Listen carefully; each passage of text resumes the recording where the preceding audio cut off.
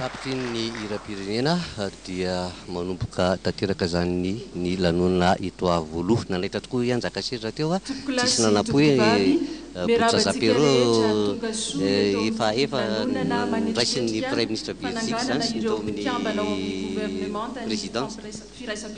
Mazava loatra eo tao Nivolala satria Andriamatoa Botsazapero dia efa isan'ireo natolotry ny Firiana Ravalomanana ho teo amin'ny toeran'ny Premier ministre zay nirindry zareo mba ho tendrena teo amin'izany toeran'ny Premier ministre izany. Zay ihany koa ny fanontaniana androany nizaka seza.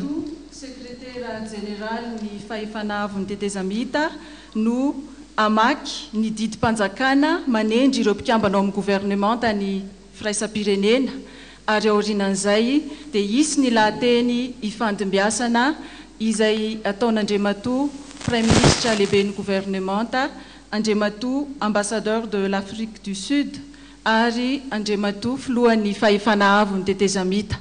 Mariana moa fa misy ny fandikana amin'ny teny frantsay sy teny anglisy ireo lahateny rehetra izay orenesintsika eto. Faranana amin'ny fiaraha-miala etaeta ny fotoana. Ankehitriny ary dia manasanao Ramatoa mpitondra teny avy ao amin'ny fiadidiana ny fahefanavy ny tetezamita mba handray ny fitenenana.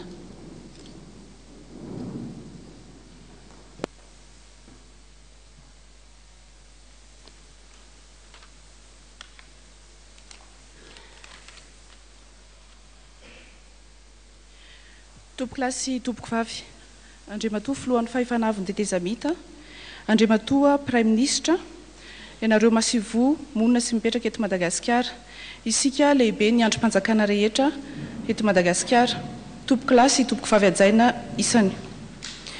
Andro lehibe ny andro androany, anio no ny firafitry ny gouvernement, ny anarana sy ireo mpikambana miaraka aminy, tao aorianan'ny fifampidiniana, ny arahana tamin'ny Premier ministre sy ny filohan'ny fahefanavy ny tetezamita rehefa avy nanatitra ny anarana sy ny sosokevitra ireo mpanao sonia tao anatin'ny tondrozotra izay amoahana ny Madagasikara ao anatin'izao crise politique izao. Excellence Monsieur le Président de la Haute Autorité de la Transition, Excellence Monsieur le Premier ministre de Consensus, Mesdames et Messieurs les membres de corps diplomatique résidant à Madagascar, Mesdames et Messieurs les chefs d'institution, Excellences, Mesdames et Messieurs, nous sommes réunis aujourd'hui afin d'union nationale après l'application de l'article 6 défini dans la feuille de route. Rappelons que l'article 6 stipule que les acteurs politiques malgaches, parties prenantes à cette feuille de route, sont invités à présenter une liste de personnalités, parmi lesquelles le président de la transition, sur proposition du Premier ministre de Consensus, nomme les membres du gouvernement de transition. Dans la formation du gouvernement de transition, le président de la transition et le Premier ministre de Consensus s'engagent à opérer une allocation juste et équitable des portefeuilles en respectant les critères de provenance politique, de représentation de genre et d'équilibre régional.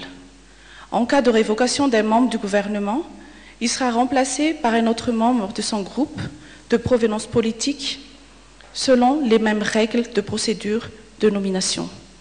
Merci de votre attention.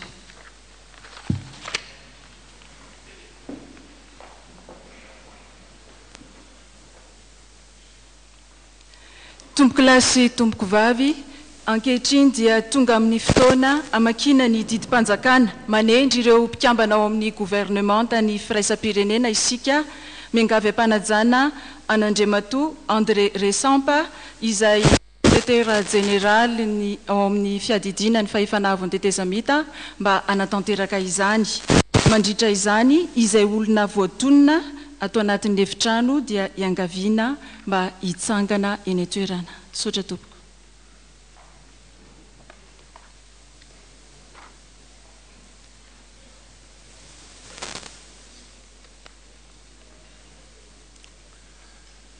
Andriamatoa filohan'ny fahefanavy ny tetezamita, Andriamatoa Premier ministre, ianareo masovo vahiny, tompoko lahy sy tompoko vavy. Ovakina aminareo ny didim-panjakana manendry ny mpikambana ao amin'ny gouvernemanta ny tetezamita ny firaisam-pirenena. Ny fiadidiny ny fahefana avo ny tetezamita dia manao izao fanambarana izao. Didim-panjakana laharana faha 120 tsipika 720. Mikasika ny fanendrena ny mpikambana ao amin'ny gouvernemanta ny tetezamita ny firaisam-pirenena. Ny filohan'ny fahefana avo ny tetezamita, filoha-panjakana. Araky ny lalam-panorenana, araky ny didim-panjakana laharana faha 120 tsipika 350 tamin'ny 20 oktobra, 120 nanendrena ny Prime Ministre lehibe ny gouvernemanta ny tetezamita ny firaisam-pirenena. Araky ny tolo-kevitsy ny Prime Ministre lehibe ny gouvernemanta dia mamoaka izao didy panjakana izao. Andininy voalohany, tendrena ho mpikambana ao amin'ny gouvernemanta ny tetezamita ny firaisam-pirenena ou vice-premier ministre en charge du développement et de l'aménagement du territoire, Monsieur Andianenarvelu Aju Ervelun.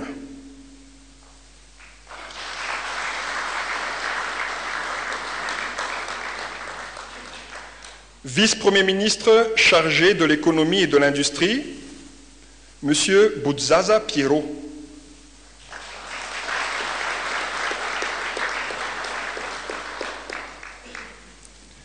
Ministre des Affaires étrangères, Monsieur Rajonarvelu Piero.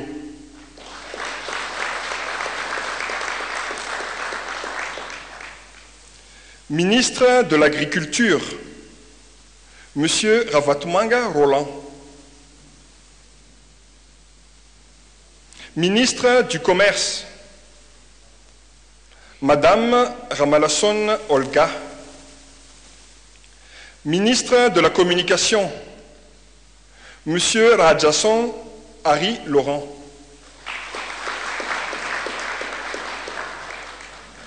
Ministre de la Culture et du Patrimoine, Madame Ravelmanatsu Elia.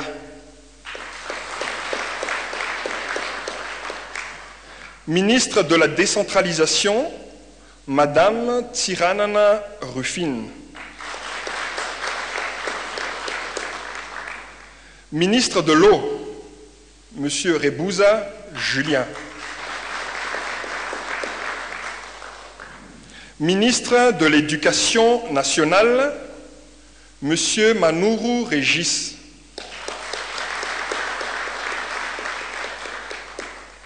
Ministre de l'Élevage, Madame Randiamandratu Yantra. Ministre de l'Énergie, Monsieur Randundika Nestor. Ministre de l'Enseignement supérieur, Monsieur Razafndeibe Étienne Hiller. Ministre de l'Enseignement technique et de la formation professionnelle, Monsieur Ndemandari Jean-André.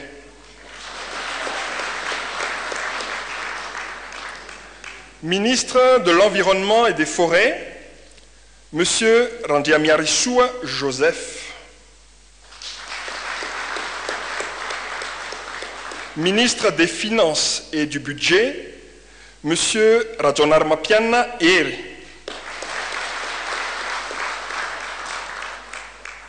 Ministre de la Fonction publique, du Travail et des Lois sociales, Monsieur Randiamanatsu Taber.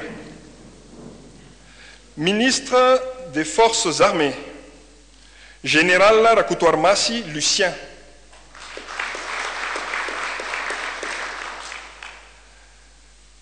Ministre de la Gendarmerie, Général Randianazar.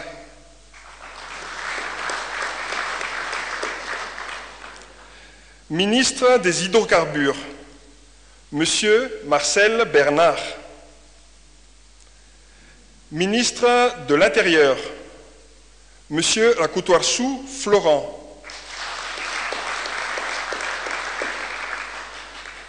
Ministre de la Jeunesse et des Loisirs, Monsieur Randiantina Jacques Ulrich.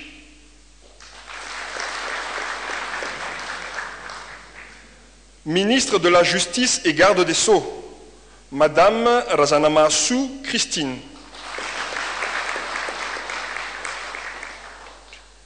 Ministre des Mines, Madame Randiafenu Tultandri Raj Daniela.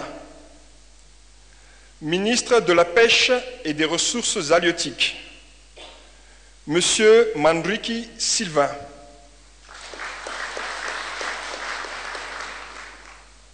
Ministre de la Population, Madame Vomalala Olga. Ministre des Postes, des Télécommunications et des Nouvelles Technologies, Monsieur Andiamanzatu Nyasn.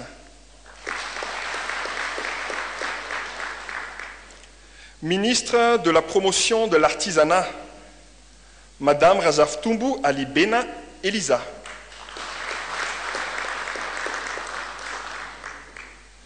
Ministre des Relations avec les institutions, Monsieur Manatsou Victor.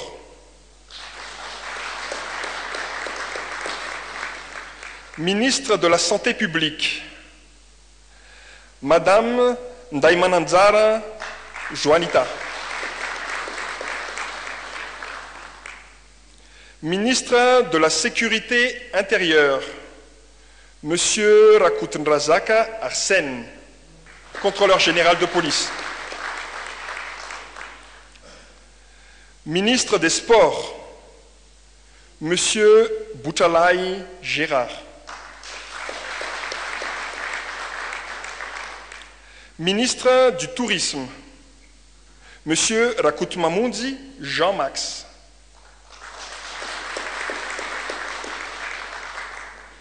Ministre des Transports, Monsieur Ramanantsua Ramarcel Benjamin. Ministre des Travaux publics et Météorologie, Colonel Boutman Vatsar.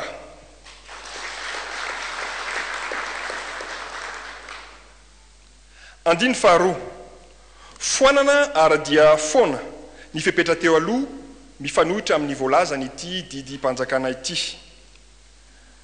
Andiny fahatelo, no ny amehana ary araky ny fepetra ao amin'ny andiny fahaefatra sy fahaenina andalana faharoa amin'ny tsy volana laharana faharoa ambienipolo aotra iraika amby efapolo tamin'ny 7 septambra 2025. Mikasika ny fepetraka be momba ny lalàna ifampitondrana eto an-toerana sy ny lalàna iraisam-pirenena ifampitondrany isam-batan'olona dia manakery avy antrany dididi-mpanjakana ity raha vantany vo ampahafantarana ampitsara amin'ny alalan'ny fampelezam-peo fahita lavitra akoatry ny famoahana azy amin'ny gazety-mpanjakana ny Republika. Natao teto Antananarivo anio iraika amby 20 novambra iraika amby 10 miara manao sonia eto ambany. Ny filohan'ny fahefana avy ny tetezamita filoham-panjakana Andry Nirina Rajoelina sy ny praministra lehibe ny gouvernemanta ny tetezamita ny firaisam-pirenena Jean Omer Berizik. Makasitraka tompoko lahy, makatelina tompoko vavy.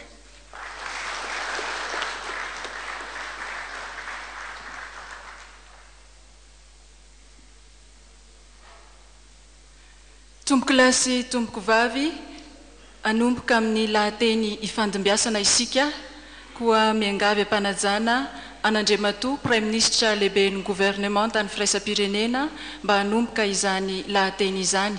Mariana mofa ny lahateny izay atao amin'ny teny malagasy dia voadika avy hatrany amin'ny teny frantsay na teny anglisy ho an'ireo namantsika vahiny.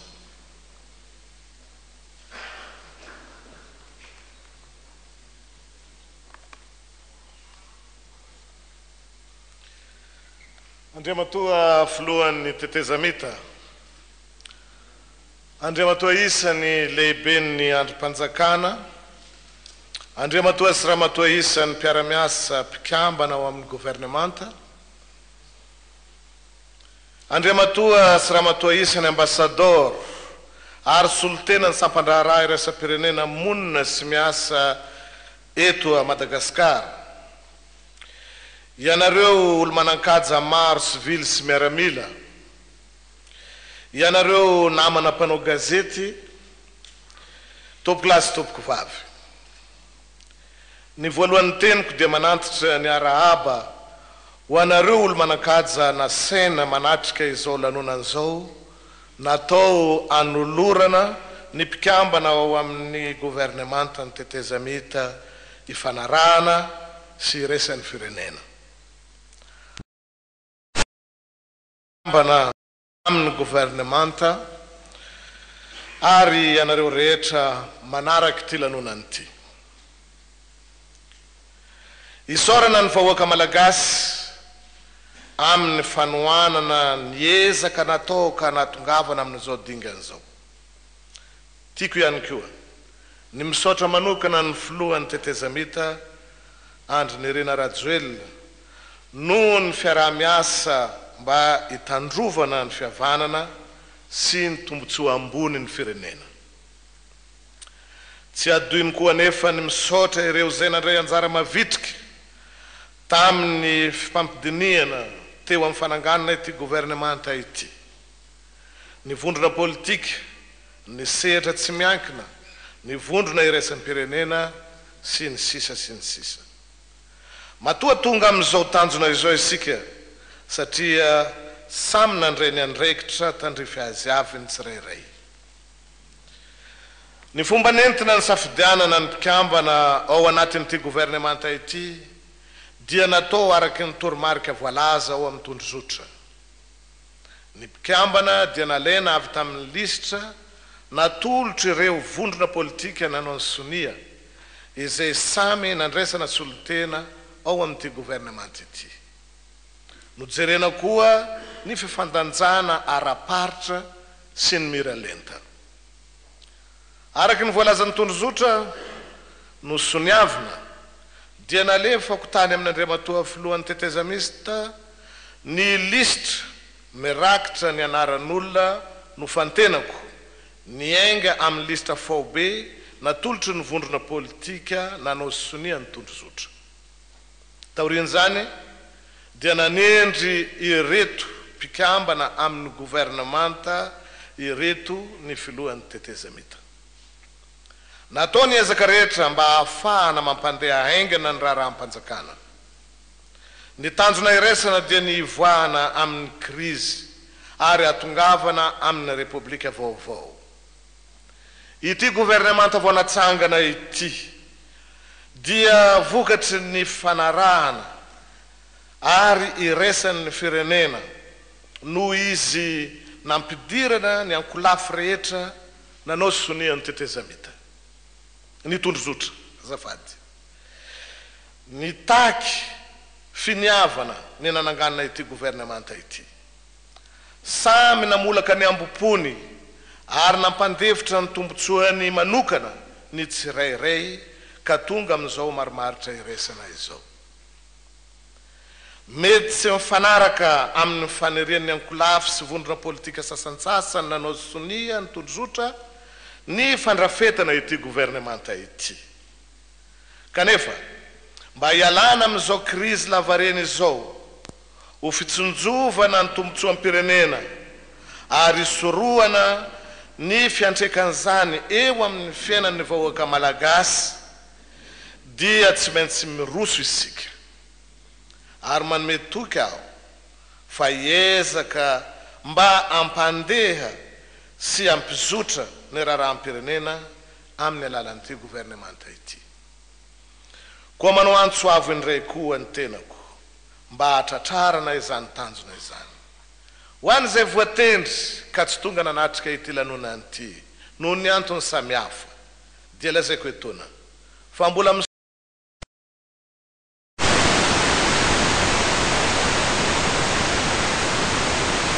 firenena koa tokony hatsahatra ny fifananjehana manana endrika politika.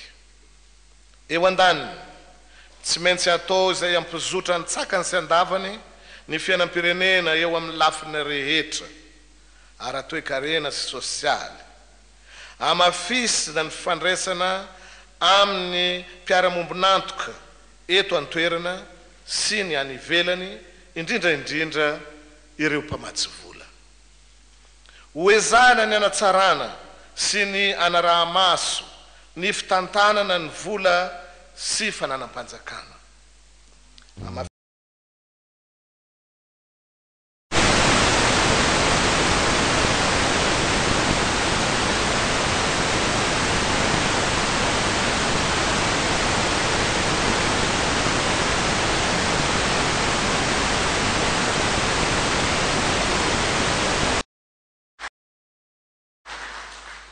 tsy ary voatanisa etoana ny adidy amanandraikitra ny sehatra fanaovany filan-kevitra ambony ny tetezamita sy ny kongresy ny tetezamita vaovao izay misanany zany tiako anefa ny manamafy etoana fa manana andraikitra lehibe isika mpikambana ao amin'ny gouvernemanta eo amin'ny fialana amin'ny krizy sy ny fanarenana ny vokadratsy nateraka izany koa manome toky anareo vahoaka malagasy aho fa ity gouvernemanta izay tarihiko ity dia tsy kely soroka mba ametrahana fanjakana tandalana izy sy ahatonga ity tanindrazantsika ity homendrika ka anana ny toerana mahizy azy eo anivon'izao tontolo zao andriamatoa filohan'ny tetezamita andriamatoa isan'ny lehibe ny androm-panjakana andriamatoa sy ramatoa isan'ny mpiara-miasa mpikambana ao amin'ny gouvernemanta andriamatoa sy ramatoa isan'ny ambassador ary solotena ny sampandraraha iraisam-pirenena miasa eto Madagasikara ianareo olo manakaja maro sivily sy miaramila manatrika etoana ianareo namana mpanao gazety tompoko lahy sy tompoko vavy misaotra anareo era-po era-tsena naharitra ny eno hatramin'ny farany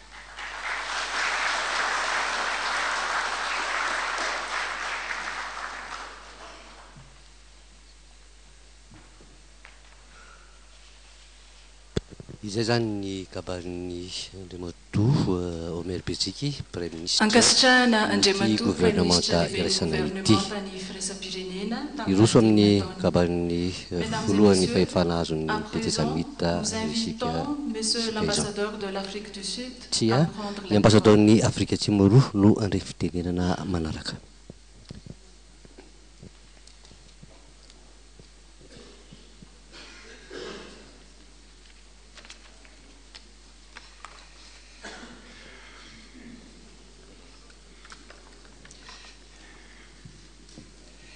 Your Excellency, Mr. President, Your Excellency, Prime Minister Omer Beziky, Your Excellencies, the new members of government, Your Excellencies, members of the Diplomatic Corps, and honorable guests, ladies and gentlemen. Excellence, Monsieur le Président, Excellence, Monsieur le Premier ministre Omer Beziky, Excellences, Mesdames et Messieurs, membres du gouvernement, Excellences, Mesdames et Messieurs, membres du corps diplomatique, honorables invités, Mesdames et Messieurs. Today is yet another day in the history books of this wonderful country, Madagascar. This is the day when another milestone in the quest to end the crisis that has impacted negatively in the lives of the Malagasy people has been reached. Aujourd'hui est un autre jour dans les livres d'histoire de ce merveilleux pays qui est Madagascar. C'est un jour quand une autre étape importante a été franchie dans la quête pour une issue à cette crise qui a affecté négativement la vie du peuple malgache. In the past weeks, we witnessed different important events. Firstly, the signing of the roadmap in the early hours of 17th September. Secondly, the unveiling and signature of the implementation of the roadmap. In the third instance, we witnessed a process of nominations for the position of Prime Minister of Consensus that culminated in the announcement and appointment of His Excellency Omer Beziky as the new Prime Minister and head of the transitional government in Madagascar. Nous avons été témoins de plusieurs événements importants ces dernières semaines. Tout d'abord, la signature de la feuille de route dans les premières heures du 17 septembre. Ensuite, l'annonce et la signature du document cadre pour la mise en œuvre de la feuille de route. Et dernièrement, nous étions témoins du processus de nomination de Premier ministre de consensus qui a abouti à l'annonce et à la nomination officielle de son Excellence Omer Berzik en tant que Premier ministre et chef du gouvernement de transition d'Union nationale à Madagascar. Today we are here to witness the announcement of the government that will help champion the cause towards the realization of democracy. We are watching with interest as one athlete hands over a baton to the other in the race for the rescue of Madagascar from the crisis that bedeviled their lives for the past almost 3 years. I wish to quote one of South Africa's gospel singers when he sang, "There is a race that I must run. There are victories to be won. Give me power every hour to be true."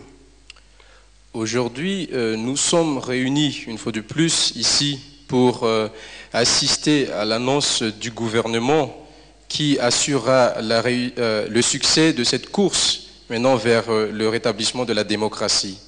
Nous suivons avec intérêt alors qu'un athlète passe le relais à un autre dans cette course pour sauver Madagascar de cette crise qui a tourmenté la vie de tous les Malgaches durant ces 3 dernières années. Your Excellencies, Mr. President and Prime Minister Omer Berzik, I wish to say you are a winning team. You are about to win a race that is intended to change the lives of the Malagasy people for good. Keep it up. Keep running until you reach the winning post. Your fans are waiting for you on the other side of the winning post. They are not only waiting to cheer you up, but to embrace with you the dawn of a new wonderful age. Je souhaite citer un des chanteurs évangéliques sud-africains qui a dit il y a une course que je dois courir, il y a des victoires à gagner. Donnez-moi la force chaque heure pour être vrai. Excellence, Monsieur le Président, Excellence, Monsieur le Premier ministre Omer Berzik, vous êtes une équipe gagnante. Vous allez bientôt gagner cette course qui va changer la vie de tous les peuples malgaches pour de bon. Allez-y, continuez à courir jusqu'à ce que vous arrivez à la ligne d'arrivée.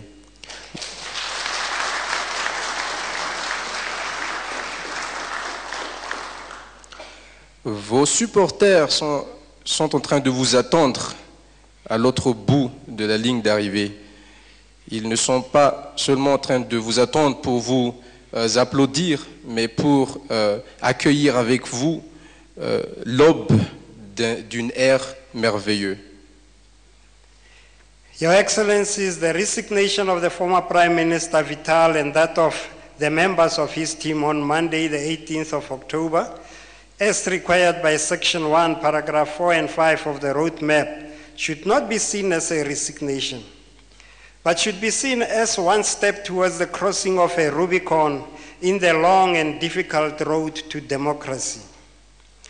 Theirs was a step in the right direction, a leap towards a winning post.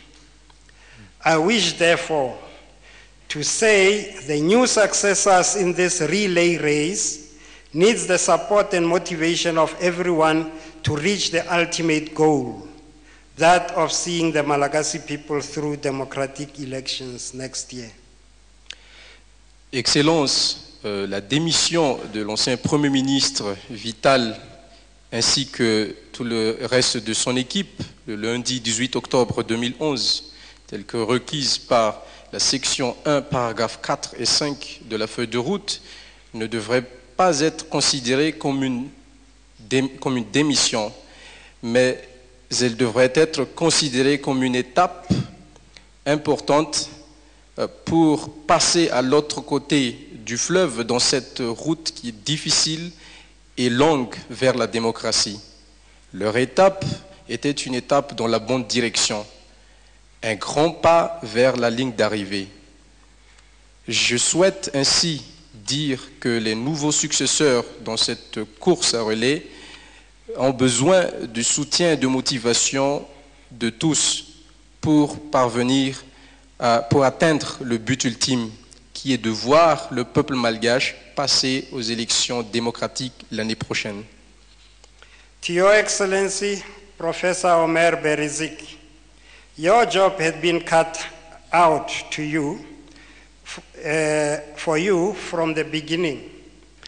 After taking up your position as Prime Minister of Consensus, you were expected to invite nominations from all the 10 Malagasy political stakeholders, signatories to the roadmap, to be appointed to the transitional government.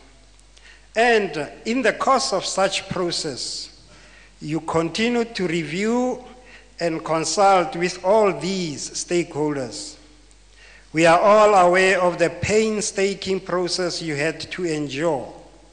Now that the process is done, you have recommended to the President of Transition the final list of suitable candidates. We can now all start to pledge our support in your onward journey towards the democratic elections that are expected to take place next year. Excellence, professeur Omer Berizik, votre travail a été déterminé pour vous dès le début. Après avoir pris vos fonctions en tant que Premier ministre de Consensus, il était attendu de vous d'inviter les 10 parties prenantes politiques malgaches et signataires à la feuille de route de présenter leur liste de candidats pour la nomination de membres du gouvernement de transition. Et au cours de tels processus, vous avez procédé à l'entretien et à la consultation avec toutes les parties prenantes. Nous sommes tous conscients du processus douloureux que vous deviez endurer. Aujourd'hui, alors que le processus est achevé, vous avez recommandé au président de la transition la liste finale des candidats convenables. Nous pouvons maintenant commencer à vous soutenir, à exprimer notre soutien pour vous dans cette quête vers les élections démocratiques qui sont censées tenir place l'année prochaine.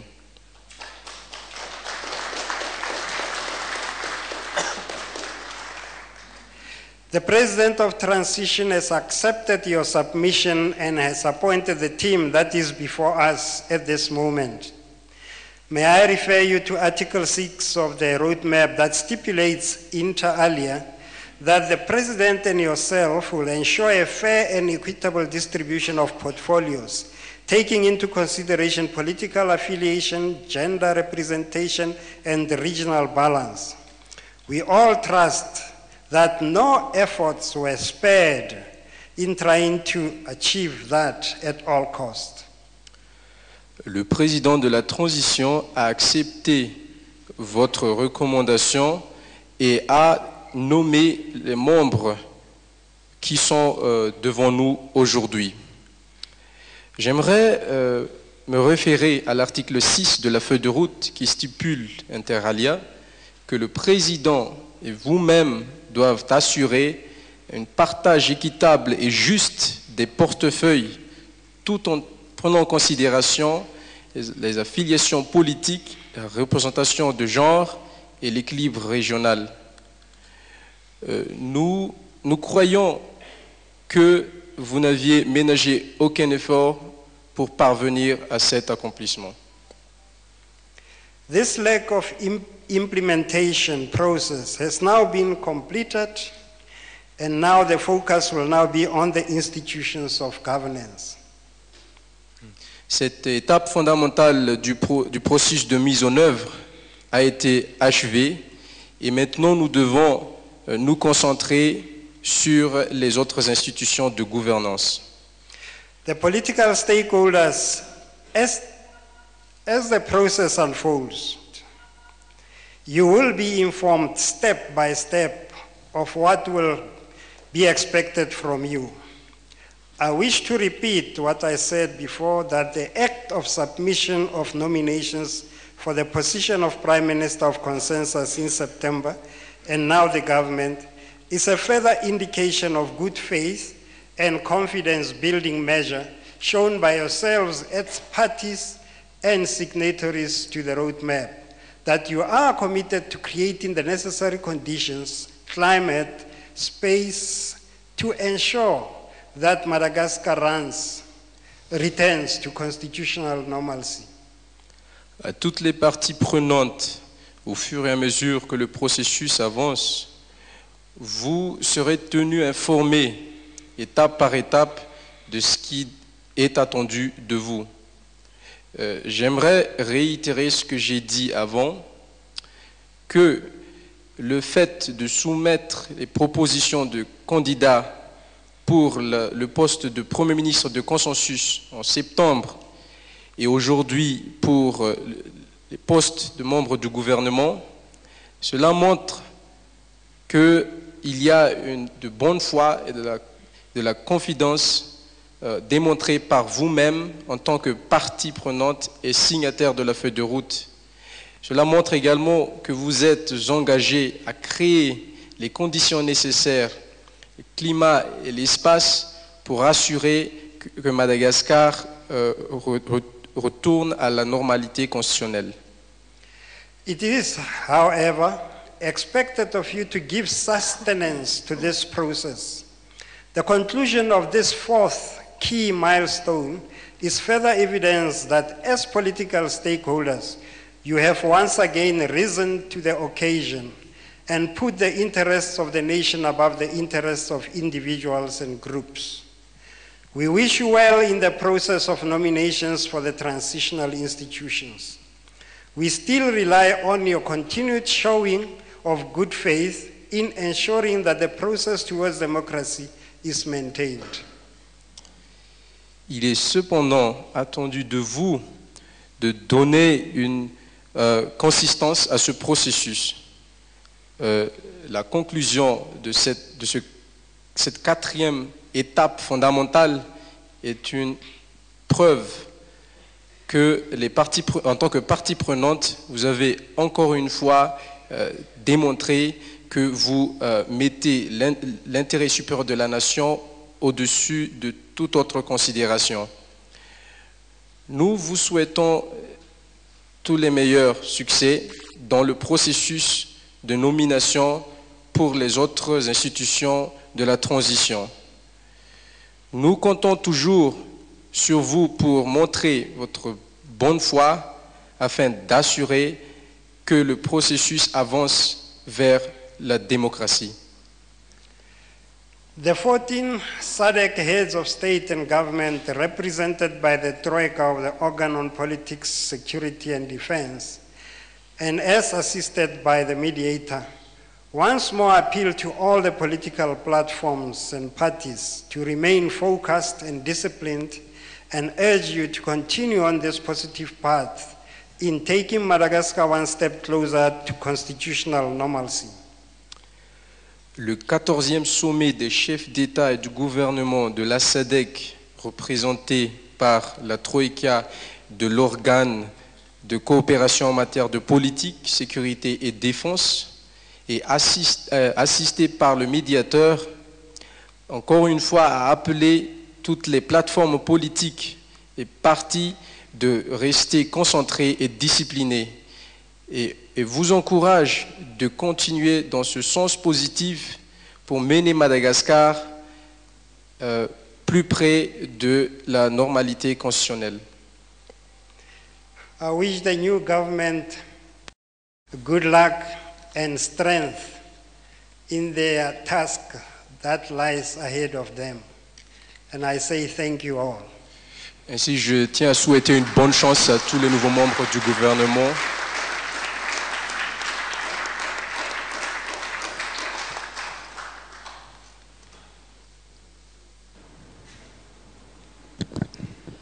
dia inona raha sika toy io fa dia nitrodrandro ity reto gouvernementa voa reto ny ambassadeur Massovo d'Afrique Atsimo miasa eto amitsika. Monsieur le Président de la Haute Autorité de la Transition, Tupklasi Tupkovavi, Mengave Panazana, Anandjematu, Andry Rajoelina, filohan'ny fahifanavony tetezamita mba hamarana ny lahateny ifandimbiasana.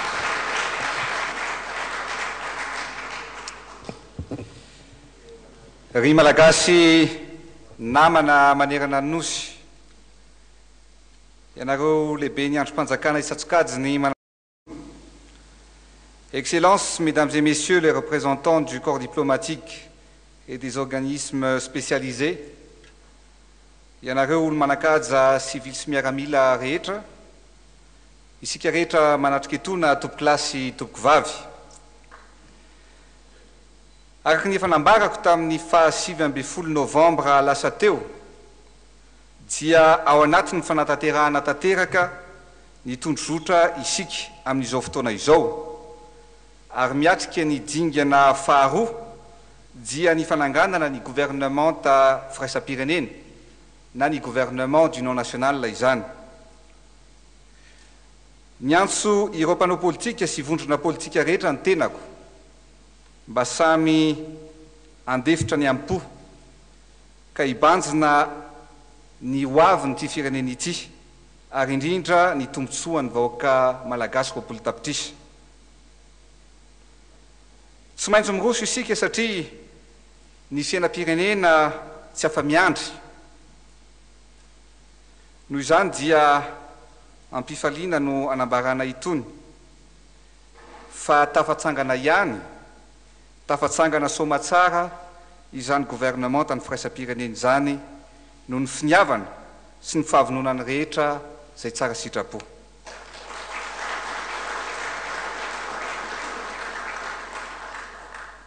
Araka ny tenin'ny ambassadeur teo moa dia hoe ohatran'ny relais io ka tsy maintsy misy ny hotolorana dia tsy maintsy misy indray no mandray azy. Ka ho antsika rehetra izay nandray an'ny relais dia mino fa ray ny tanjony dia ny anavitra nyity firenena ity ary ny anala ny aizina izay iaina ny vahoaka malagasy fa efa mibalika ny masoandro ankehitriny ary mino fa hibalika toraka izany koa ny eo am-poniny malagasy tsirairay avy.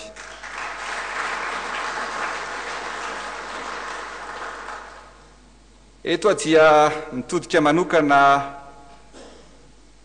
any amin'ny vondrona iraisam-pirenena, indrindra fa ny troika izay manana ny solitenany manokana eto androany dia tsy izany fa ny ambassadeur ny Afrika Atsimo miasa eto a Madagasikara, izay tsy nitandro asasarana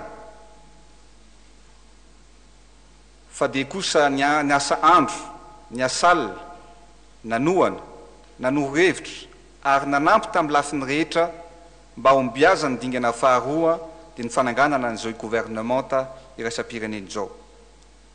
Tsy afenina amintsika fa nisy ny fotoana ny fanakalozan-kevitra ary misy mihitsy ary ny fotoana dia tsy nisy tsony ny alina fa amin'ny ray maraina amin'ny roa maraina vao tapitra ny dinika sy ny fifampitoniana ananganana n'izao gouvernement izao. Sorana sy fankatelemana ihany koa no atolotra ny fivondrona be ny ireo masoivo sy firenena samihafa izay matsapa ny fijalian'ny vahoaka malagasy ary vonina trany anampy ny firenena malagasy sy ny mponina rehetra ato aminy. Tompokilasy tompokovavy, tiako ihany mba mizara aminareo fa isaky ny miona ny Prime Ministre sy ny tenako tao anatin'ny fananganana ny gouvernement ny firaisam-pirenena dia tao anatin'ny fitoniana, filaminana, fahamalinana ary fitsimbinana ny soa sy ny mety ho an'ny vahoaka malagasy no mibaiko anay mirahalahy mianaka. Tsy misy anefa ny tonga lafatra, indrindra fa amin'izao vanim-potoana sy tontolo politika iainantsika izao. Tsy misy koa ny afam-po tanteraka satria ny marimaritra iraisana no ny baiko ny fanapaha-kevitra rehetra no raisiny ary izay ny raisinay tamin'ny ampahendrena tokoa. Ary izay indrindra no anaovako antsoavo ho anareo ministra rehetra tsy akanavaka izay voatendry ka mandrafitra ity gouvernemanta vaovao ity mba hibanjina trano ny tombontsoa ambony ny firenena fa indrindrindrindra ny mety ahasoa ary ny ahasoa ny vahoaka roapolo tapitrisa.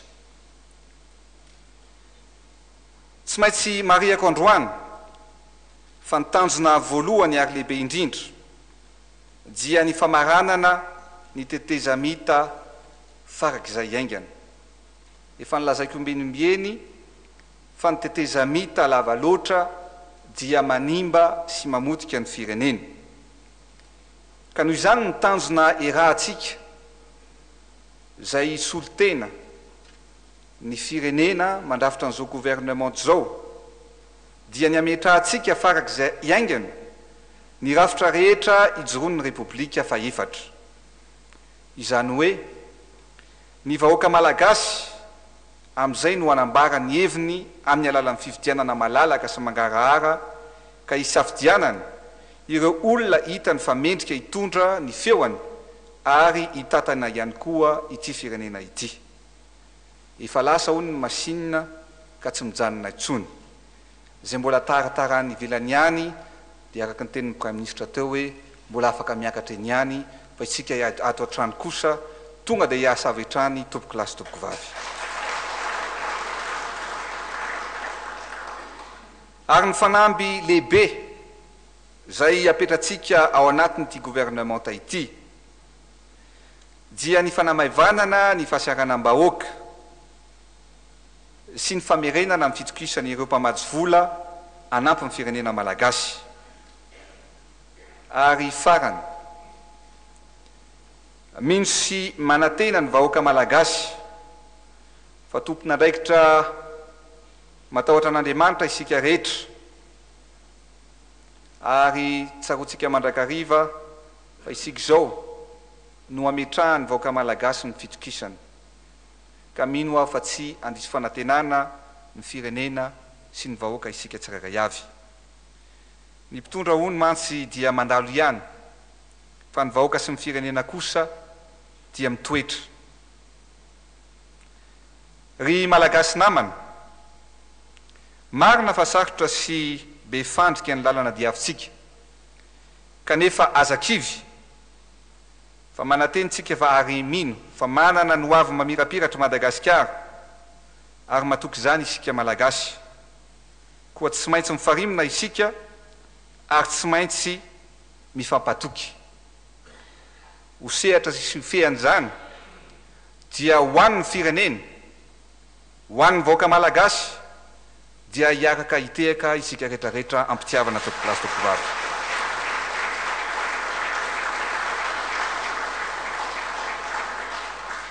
Ho tanteraka ny sitrapon'Andriamanitra masina ny tanindrazana misaotra tompoko lahy mankasitraka tompoko vavy. Dia izay zany ny kabary ny filohan'ny fahefahana avin'ny tetezamita andrin'ny renana joel izay heverinay ihany koa fa mamarana ny lanonana teto amin'ny lapan'ny avolo teto mbola mandray-fitenenana tompoko vavy totosa somatsara ankehitriny ny lanonana nananganana ireo mpikambana amin'ny gouvernemanta ny firaisam-pirenena manatitra ny fisaorana sy ny fankasitrahana antsika rehetra ary mbola manasa antsika rehetra ihany koa mba amonjy ny fiaraha-miala etaeta izay atao amin'ny efitrano ao ambadika ao.